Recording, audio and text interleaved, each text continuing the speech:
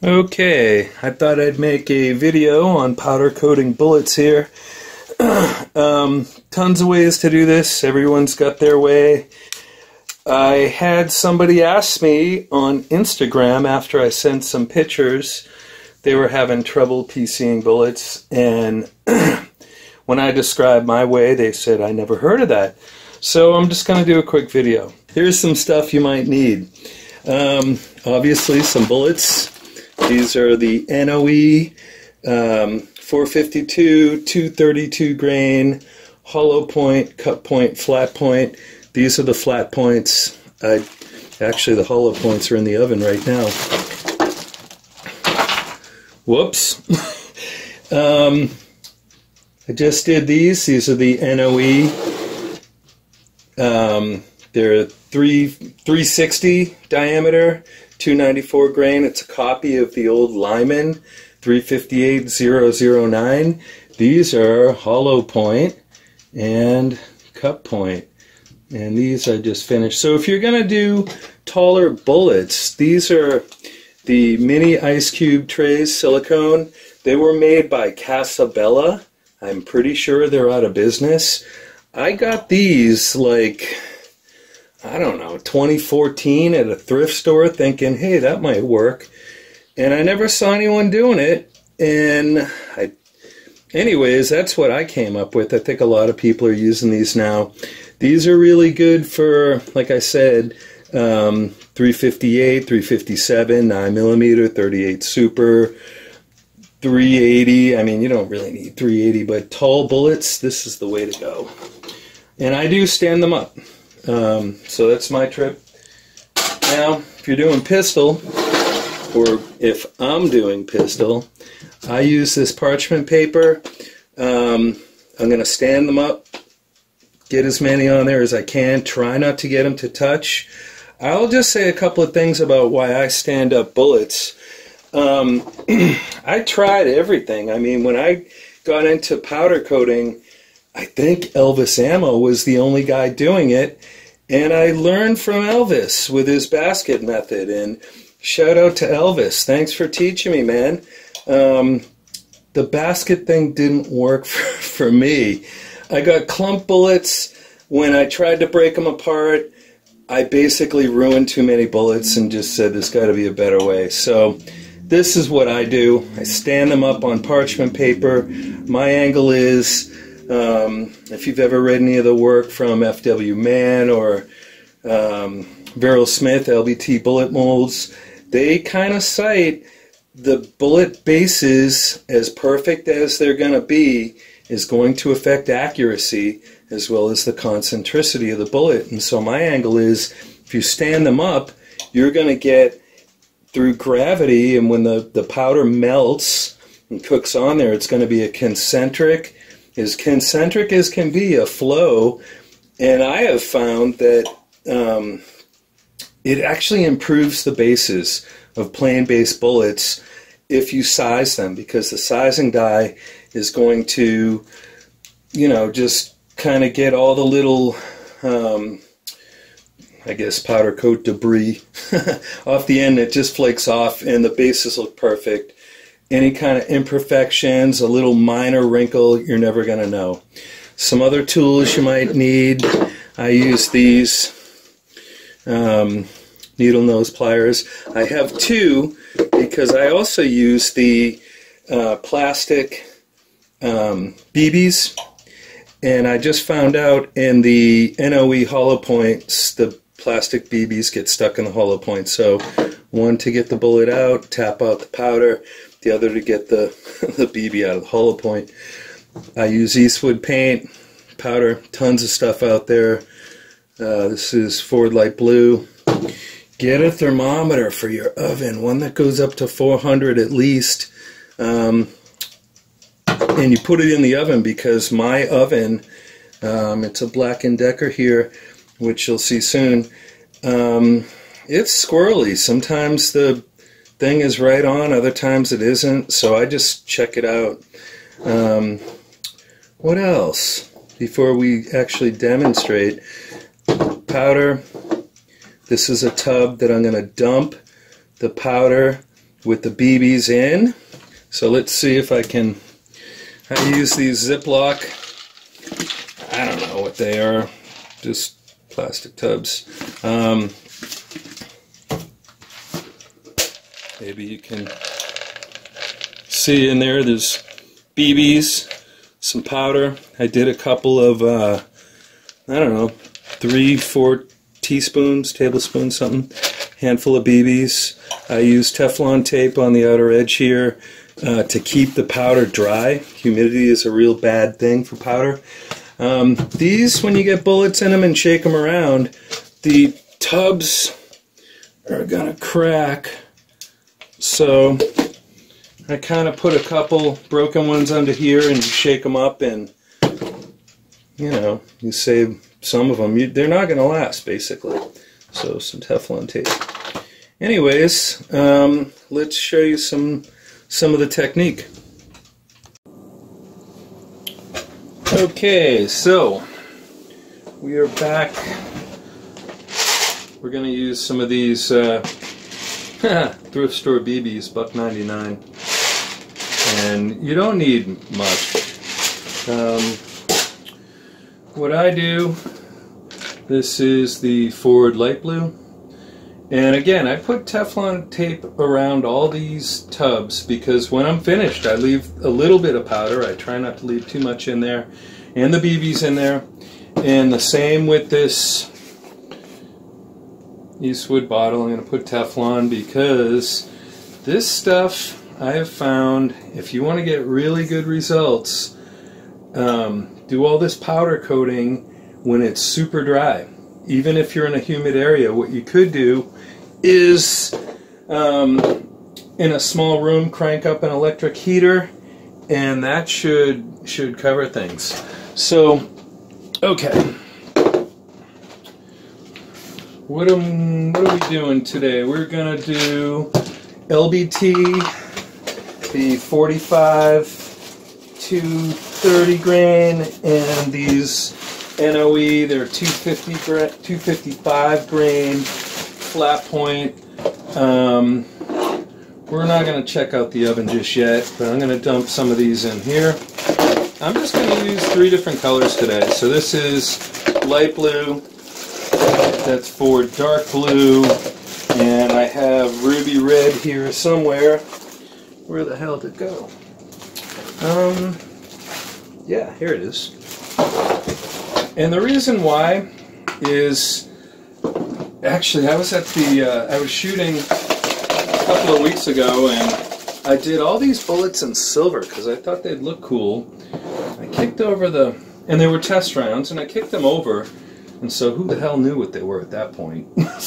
But this way you can kind of color code your loads, and once I kind of have a good working load, I like silver. Well, there's all kinds of different colors. So what I'm going to do, I've got these broken ones, and we're going to shake up. I think we'll clear out the table here a little bit. We'll do light blue first. I'm just going to shake them up. So I've got, I don't even know if I showed you how many BBs are in here. It's not many. And I'm not really doing a big batch here. This is really just to demonstrate for someone. So now, I shook those things up. I got this other tub right here. There's some BBs already in there. So I'm just going to dump everything in there. You know, one thing you might want to consider is, you know, these dust masks. I know I've considered it, but I don't use them. Anyways, because this stuff gets fine particulate dust. You really don't want to be breathing in this stuff like I am right now, but anyways. So, there you go. I'm going to pick them out and just tap them on the side, really. Hollow points can be kind of more of a pain, but that's all I'm going to do. And I really do get good results this way. That's it. I'm not going to get too crazy on making a lot of space on the tray because I already know I don't have a ton of bullets here. This is actually a brand new mold for me, this NOE. So I cast up mostly flat points. It's a 4-cavity mold, so I did 2 flat point, 1 hollow point, 1 cup point, and I'm going to work loads to get the flat point down first. Get a working AOL, AOL, America Online, OAL, and get things working with a good powder charge. Then I'm going to start messing around with the hollow point. And I didn't really have a great alloy, so this is kind of, I don't know, range scrap for the most part. Probably like 10, 12 BHN. So that's all I'm doing here. And I'm just going to load this tray up and with all the different colors, and I don't want to shake a ton of the powder off. I mean, I don't care what anyone else does. I get the results I want. I've tried all different kinds of results. I will say, if these were gas check bullets, I would shake off a bit more powder. And then, again, only if I'm going to be applying gas checks. I like I mentioned earlier, I like a heavier coat to get, because I'm standing them up, I want to create a flow. I want to create a flow of powder. So this is a brand new piece, so I've got to get this thing kind of lined up. I want to create a flow of powder to get a nice concentric coating, get the base covered well, that way when I size it out, and I'll shoot some video after I'm done sizing, and you'll see how nice they come out. It's not just about the presentation. They shoot great, and you know, all this stuff about powder coating, when I started, I would barely get a decent coat, and they shot great. I don't think it's really about that, you know, but I do believe in the whole concentricity issue with getting bullets to have the most concentric center going, and I've had quite a few lengthy talks with Verrill Smith and some other people out there, and it's interesting to see how a lot of big bullet casters are going to this. I used to talk with Bruce of Montana Bullet Works, and I noticed on his page recently, I don't know if he's doing it himself, but he's powder coating now too. So anyways, I'm going to cut the camera and get back to a full tray. Oh, okay, just wrapping it up here. Let's go check out the oven. So I got a thermometer in here. Let's see if we can get a reading. Okay, a little over 400, which I'm going to say is good. So it's interesting, if you read the directions on the Eastwood powder, it actually says preheat the oven to 450 and put in your objects, whatever. And when you start getting a flow of paint or powder, then it says to cut the oven to 400, or your temperature to 400, and run that 20 minutes. So this oven here is a Black & Decker. I don't know. You can see this has been my powder coating oven for, I don't know, 7 years or something. But it, I don't know, $10 thrift store deal. You just got to watch these things. The built-in thermometers aren't exact all the time, so I keep a thermometer in there, and it's got a timer for 30 minutes, so you can see the bullets here. They're cold on the table. When I put them in the oven, I'm going to leave it at a little bit over 400. I am going to run it for 30 minutes. And my thinking is it's probably going to take 10 minutes to get the bullets up to temperature and get a little flow going. And then you're going to have your 20 minutes. I will say this. You've all probably noticed, if you're doing this, different colors work well and others don't. So this red here is ruby red from Eastwood, and it really works great. one time I was just doing a huge batch of bullets and it was getting late. I'm pretty sure I did ruby red at 20 minutes and I had powder flaking off when I was sizing them. So instead of, you know, just putting them all back in the pot, I tried to salvage them and it worked. I got all the red bullets, I separated them out, ran them in the oven at 400 degrees, I want to say 25 extra minutes, and that cured it. So my point is, I'm not doing this for, you know, as much output as possible. I want a good quality product. I want better than you can buy.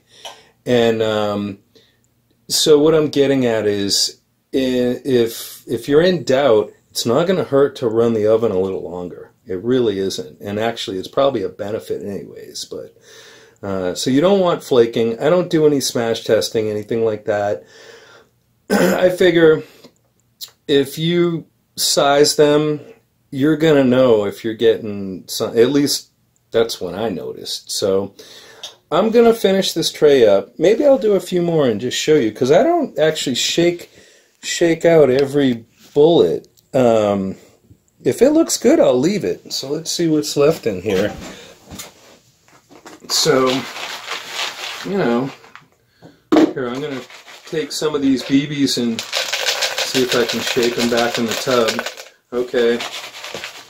So, and I'm also going to try and grab them right in the grease groove there, or by the bottom, because your flow is going to cover that up anyways. And it's funny because while these are supposed to be flat points, it's kind of like, I don't know if the hollow point pin was sitting wrong, but I've got like a shallow cut point on some of these. I don't know. That might be good though. I'm looking forward to testing these too. I've been working with the RCBS 45-250 mold, which depending on your alloy, at least on my alloy, I've gotten as heavy as 265. But I've been running in a 1911 between 45 ACP plus P and 45 Super, somewhere in there. And I haven't set up my pistol exactly for 45 Super, but it's definitely heavier than 45 Auto. I've been running 20 pound or 22 pound recoil spring, and I think a 25 pound mainspring, and a shock buff, and 45 Super brass from Starline. I'm not going to tell you what I'm getting for velocity. It's good. I live in grizzly bear country. Where I go target shooting, I've seen grizzly bear. I don't want to kill anything that I'm not intending to, but I'll be damned if I'm someone's lunch. So, anyways, these are, I'm probably going to have to do another tray for the LBT. So, that's it. So I'm going to cut the camera and we're going to come back in a minute. Okay, so we've got one tray of bullets in the oven there, and I'm just finishing out this last tray of the LBT 45 caliber 230 grain. This is the classic, what do they call it? Long flat nose, LFN. So it's the 45 230 grain LFN. I've only shot this once so far, and I gotta say, I really like this bullet design. It's a huge me-plat, and it cycled awesome. I got incredible accuracy. Is it that exact bullet? I don't know. Probably not. I probably got lucky that day. So that's the rest of the ruby red. This is the medium blue. Shaking this up here, let's move this tray over a bit.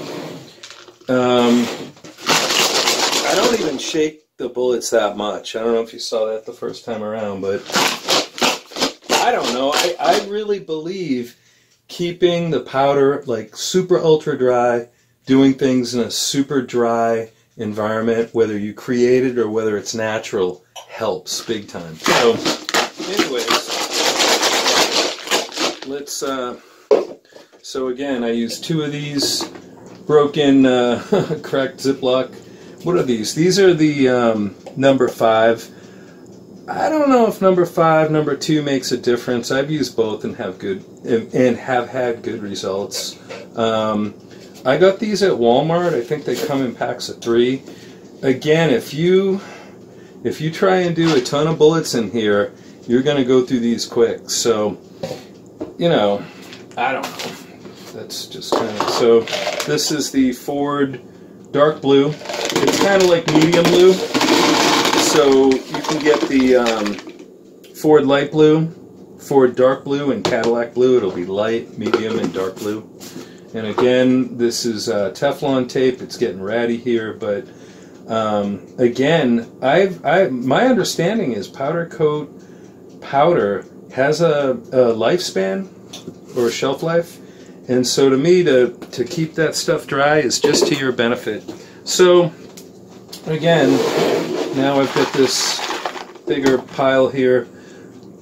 I'm not gonna, I don't know, I don't even need to shake that off, you know. I just use my own discretion, and like anything, it takes some experience. You don't want globbing of the bullets, globbing of powder on the bullets. Talk about a non-concentric bullet. And that happened to me in the beginning, and I would say the biggest, if you're starting out doing this, the biggest benefit, the best thing you could do for yourself is skip Harbor Freight paint and skip any unknown quality paint. Just go with something that other people are already having good results with. Eastwood is one, but there's a lot of them. And, you know, if you're in some forum or something and you're new, ask people what they're using. Again, something about different brands and different colors. Ruby red, and these are Eastwood, ruby red, Ford dark blue, Ford light blue, Cadillac blue. They're silver base. Some of the powders work super easy. And then take, for instance, their color is, I think it's Chevy orange or vermilion orange. I had a hard time with it. I ended up, I did get it to coat pretty good, but again, I created a super dry environment, and that seemed to make a difference. So anyways, I'm going to finish out this tray of LBT. I think this is going to be the last tray I need to do. We're waiting for the oven here to pop. We got more than 15 minutes. So I'm going to cut the camera again, wait for the oven to go, and instead of showing you me putting these in the oven, just assume you take these and you put them in the oven. So that you know how to do. But then we'll move the camera over to the kitchen sink, and I'll show you, again, not real tricky, dump them in water. But anyways, so that's the whole thing. All right, I will be back. Okay, just wrapping up the last tray here, doing Ford light blue. I think I'm gonna have to do more, another tray or partially. So again, where's that? I'm gonna take these broken ones, put that in there. I'm not gonna shake it a ton. You don't really need it. I mean, the bottom line is you gotta look. I find I don't need to shake these up a ton. A few times in the summer, it's been humid, I did need to shake them up more. Something to consider, if you seal these things up with Teflon tape, and you leave, see they're already ready, and you leave some powder in there for your next session, I usually try to add fresh powder, even just a couple of teaspoons or something. That seems to help. Anyways, I'm going to do this. They're going in here. I mean, if I had a bigger shallower tub, it'd be easier, but that's what I got right now. I need those. You don't need to shake that off right there. You don't. You really don't. They're going right on here. Jesus, lucky it didn't go off the table. I don't need to shake these off. If you do this enough, you'll know when you need to tap them. And one thing, I didn't film it tonight, but I did a batch of deep hollow points, and they're trickier. I usually take a toothpick, like say this was a hollow point, and I had these hollow pointed earlier, but I didn't need to. Tap, what I would do is take a toothpick for a deep hollow point, deep shallow hollow point, loosen it up, because the bottom line when you're doing all this number 5 and the plastic BBs, you're creating a static charge, and that's what you want. But if you have a deep hollow point, it's gonna stick in there too, and you know, it's not, kind of defeats the purpose of it.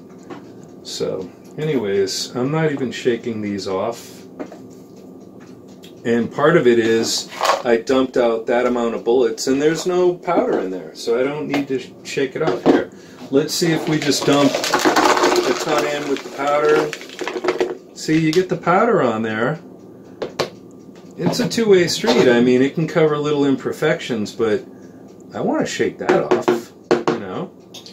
So, you know, as you get experience, pay attention. And, you know, I know the bottom line for a lot of people that do the basket method, especially for pistol, they want to crank out a bunch.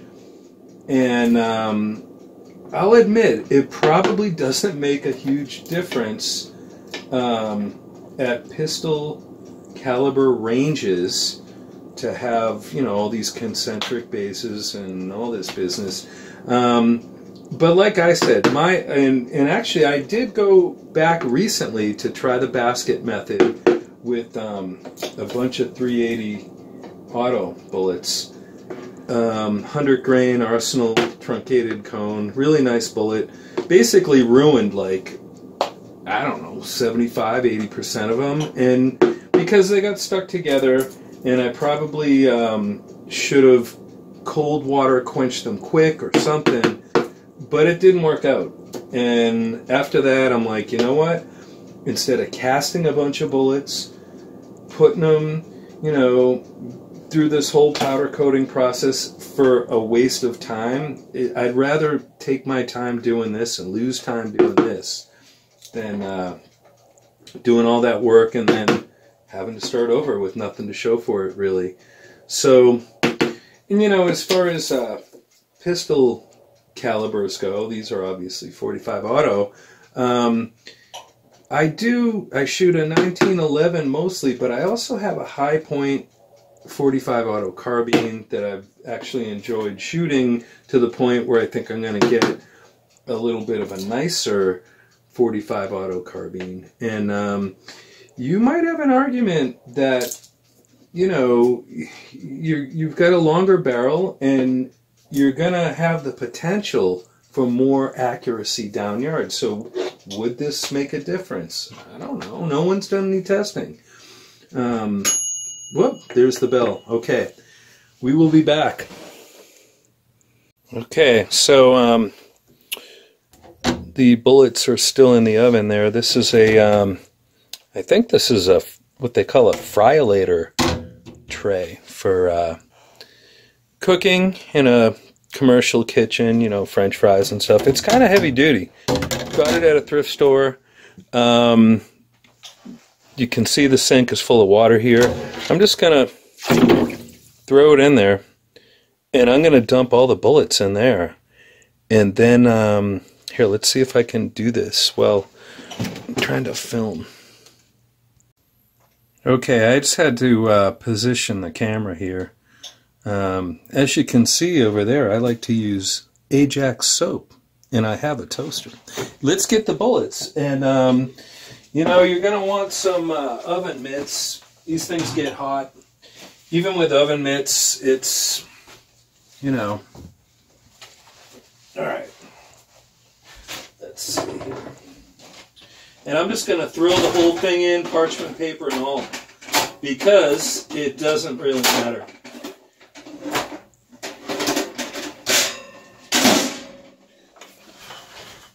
So you can see, and there you go. And, you know, the parchment paper is going to be good for a few more times. So, I got nothing sticking together here, and I don't know, they look pretty good.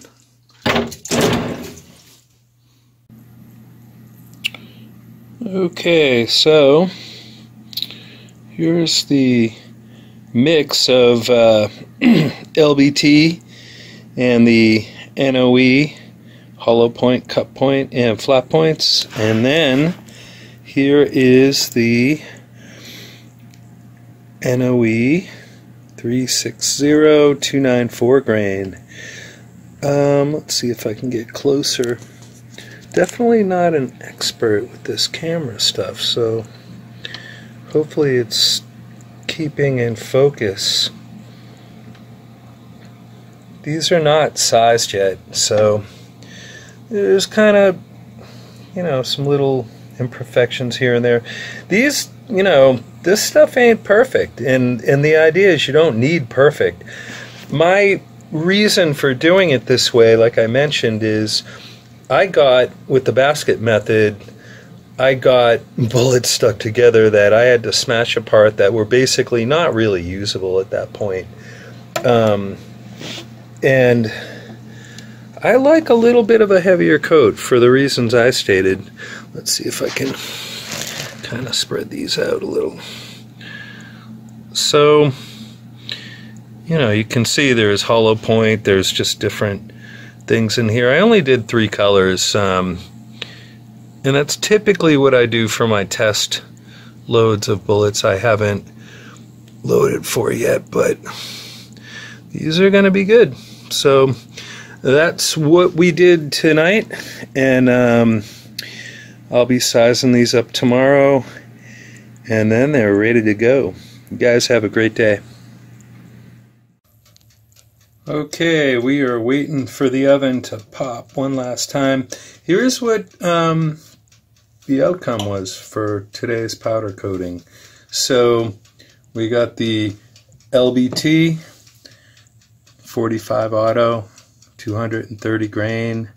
None of these are sized yet, so I'm not going to be able to get to that tonight. It's getting too late. Whoops. Then the 255 grain NOE flat point. So 3 flat points there. Then the hollow point version, 3 of those. Let's see if we can get a closer look. And I didn't video doing the long bullets on the end there. They're the NOE 360-294 grain. It's a copy of a really famous bullet, the Lyman 358009, or it's the 358-9, and I actually have an original mold, and that's what my mold is. Lyman didn't make a hollow point version, and I've been waiting over a year for NOE to get that back in stock. And a shout out to Full Lead Taco. He actually, I think, put in a word for me, and next thing I knew, they were in stock. So I appreciate that, Mike. So, but there's the bullets we did, and that's how I powder coat. Everyone's got a good way.